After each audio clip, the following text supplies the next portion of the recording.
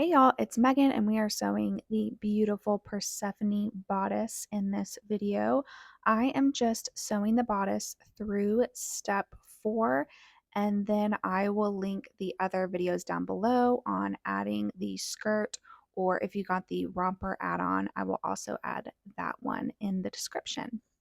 The first step is to sew our straps. I am doing the ruffle strap in this video. You want to take your strap piece and mark a 1/2 of an inch from the end. I actually like to press mine a 1/2 inch so I don't have to worry about marking it. And I already hemmed my ruffle piece. I will link a quick rolled hem tutorial also in the description. So once you have your ruffle piece hemmed, then I quarter my ruffle piece and the strap, and you mark the quarter points and you pin the ruffle piece to the strap. And once it's pinned on, you will pull your gathering stitches so that your ruffle piece fits the strap. And once you have that gathered to fit, you will quickly baste the strap on with a scant 1/2 inch seam allowance.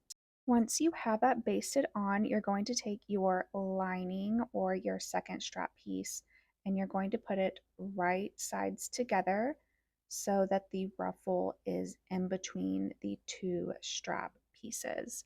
And you will sew them together along that same long end with a 1/2 inch seam allowance, and then go ahead and press that seam towards your lining. If you want, you could go ahead and understitch that seam, and then you're going to repeat that step with the other strap pieces. Then you're going to take it back to your machine and you're going to tuck that ruffle out of the way, and you're going to sew the lining and the main strap together along the other long edge of the strap. Again, you can either roll and pin your ruffle out of the way or kind of just tuck it, making sure that it's not in the seam allowance while I'm sewing. Again, this is a 1/2 inch seam allowance here. Then I'm going to go ahead and trim those seam allowances down. I do like to use pinking shears to make sure that my fabric doesn't unravel. Then you're going to flip it right side out with your favorite turning tool, and then again give it a really nice press. And if you wanted to, you could top stitch on each side. Go ahead and repeat all of those steps so that you have two straps that are mirror images, and you can set those aside for a moment while we work on our bodice. You are going to take your center front and side front pieces and put them right sides together, aligning the raw edges and the notches, and you're going to stitch the side front pieces to each side of the center piece with a 1/2 inch seam allowance. And you will do the same thing with your lining center front and side pieces.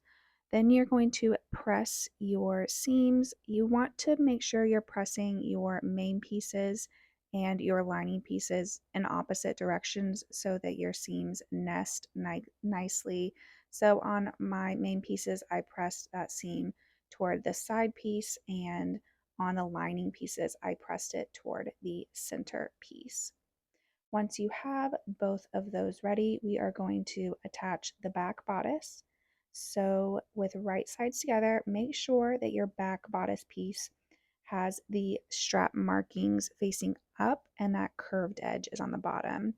You're going to put them right sides together with each of those front side pieces, and you're going to stitch them together with a 1/2 inch seam allowance.